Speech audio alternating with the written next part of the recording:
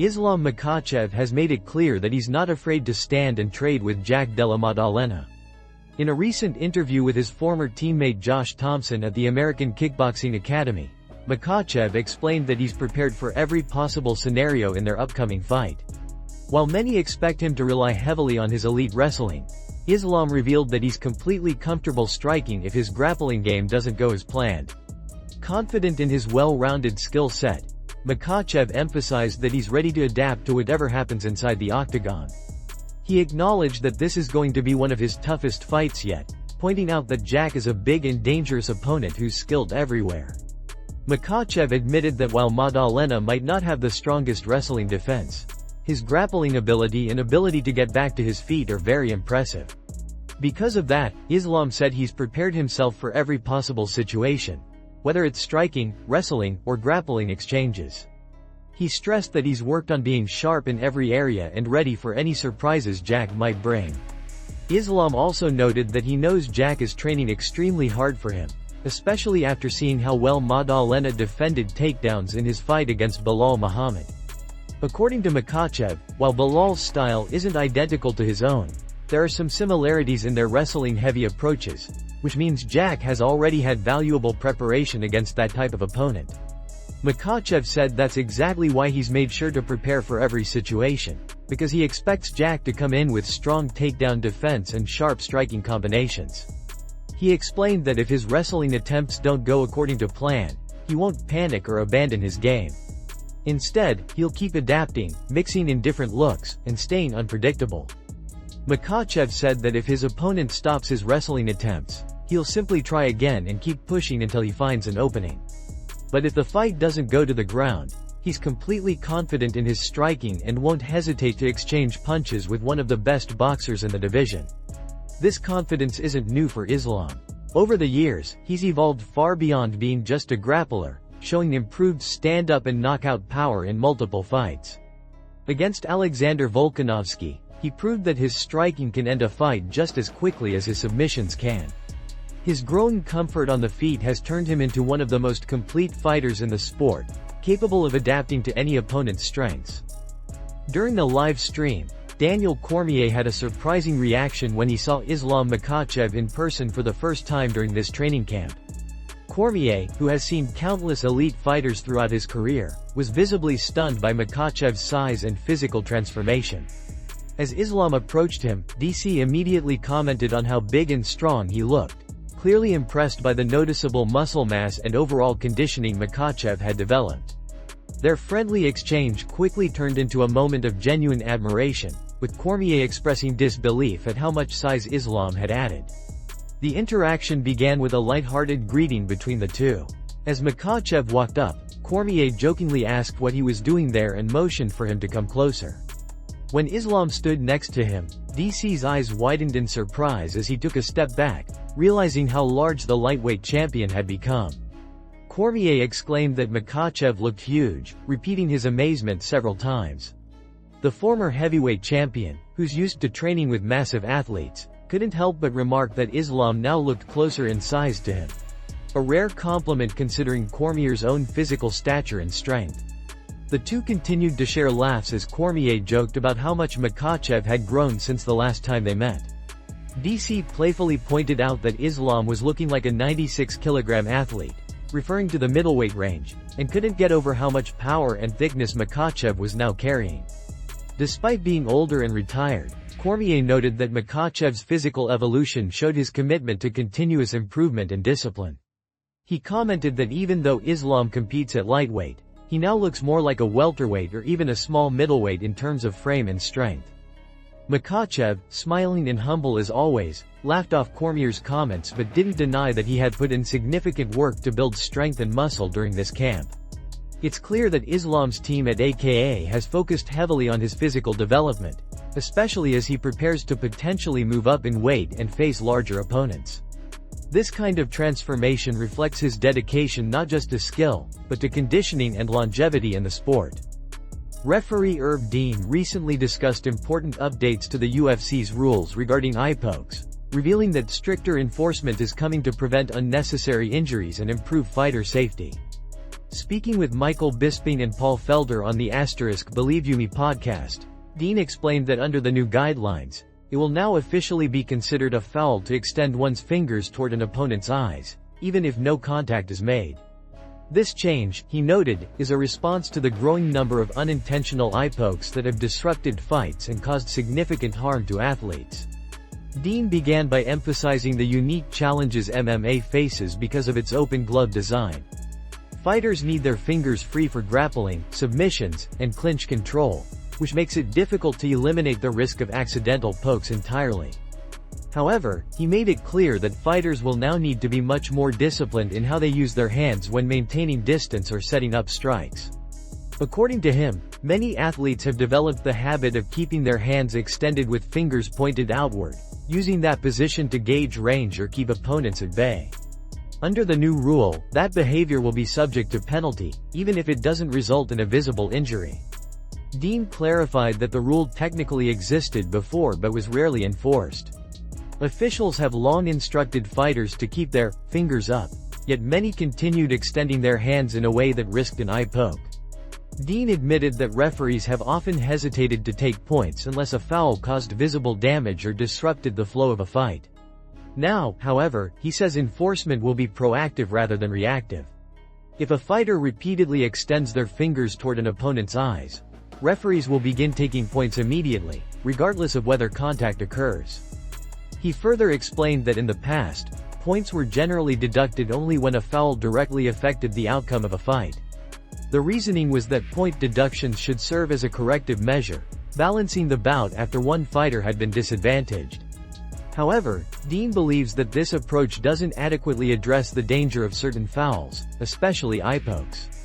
Because an eye injury can permanently impair a fighter's vision, referees will now treat the act of extending fingers toward the face as inherently dangerous, warranting immediate punishment to deter repetition.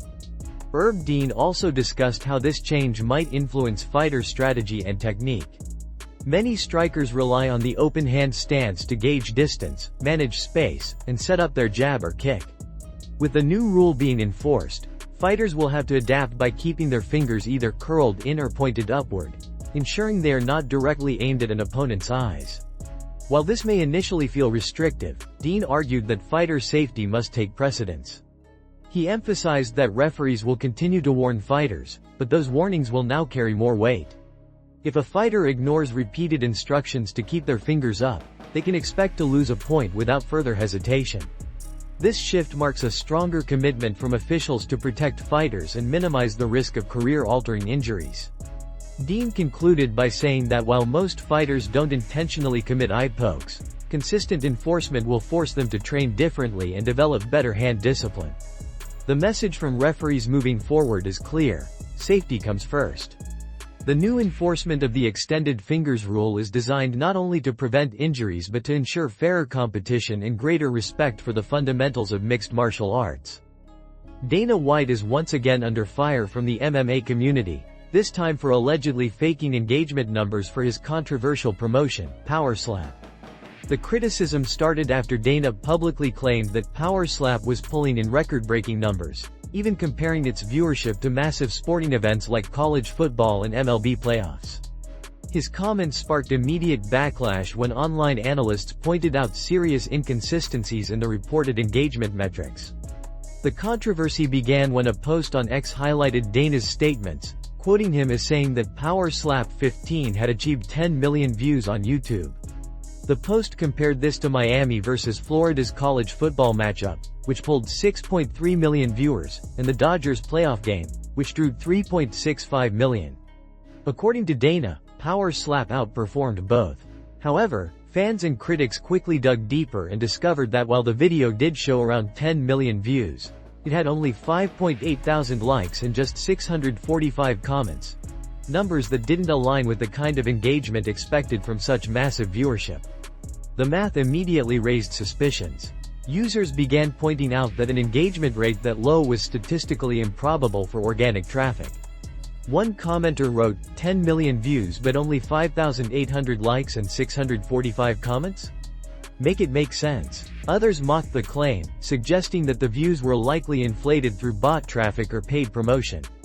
Another post read, 5.5k likes on a video with 10 million views? That's laughable. These are clearly botted numbers.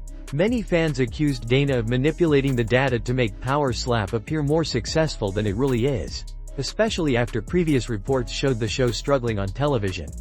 Some fans tried to break down what likely happened behind the scenes. They suggested that Power Slap's YouTube numbers may have been boosted through paid advertising campaigns. YouTube's skippable ads often count impressions as views, even when users don't fully watch the content.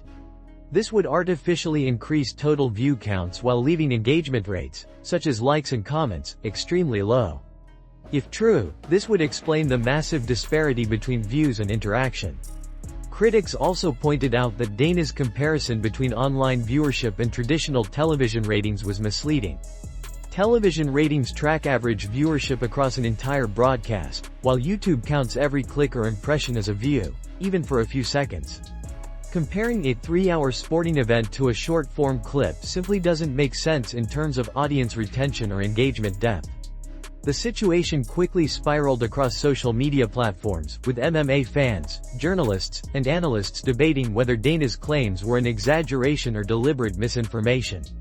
While Power Slap has faced heavy criticism since its launch for safety concerns and poor ratings, Dana has remained its most vocal defender, insisting it's gaining popularity and proving doubters wrong.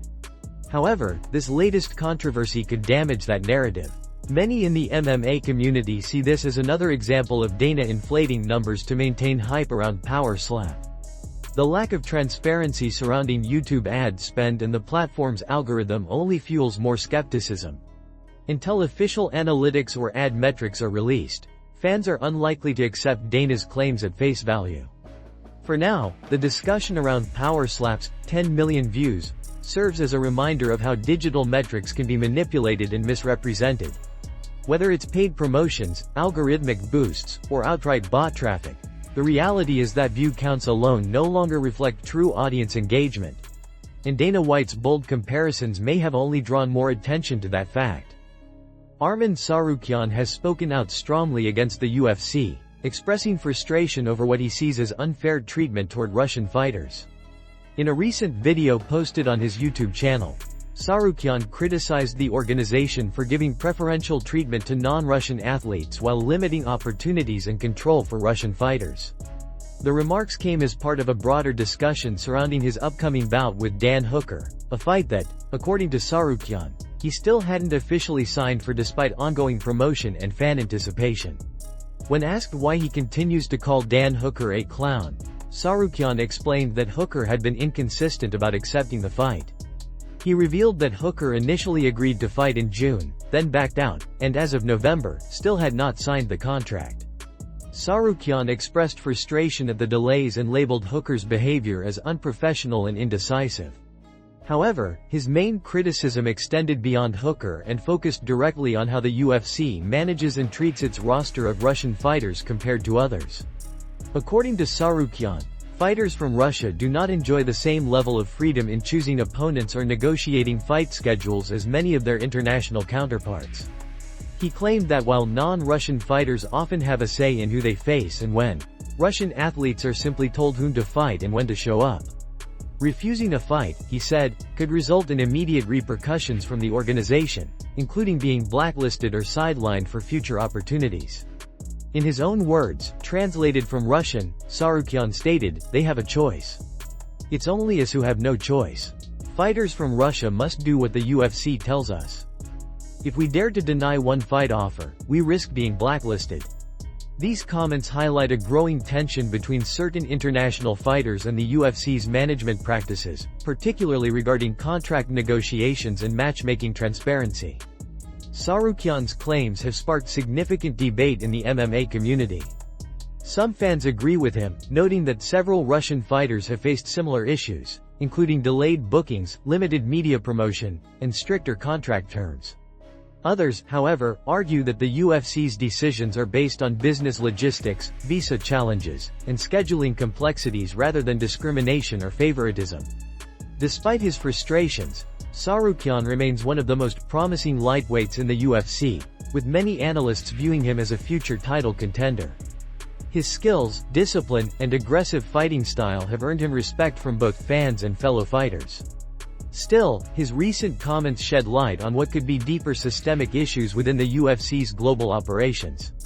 Tsarukyan's statements also raise important questions about fighter autonomy and how the organization handles athletes from regions with complex political or logistical circumstances. The suggestion that Russian fighters are being pressured into unfavorable matchups or punished for turning down fights paints a troubling picture of the internal dynamics behind UFC matchmaking.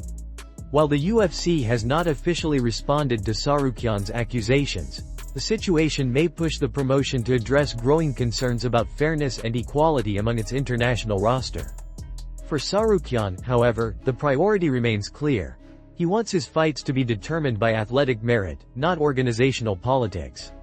Whether his words will lead to change or more tension with UFC management remains to be seen, but one thing is certain: his message has reignited an important discussion about how fighters are treated behind the scenes.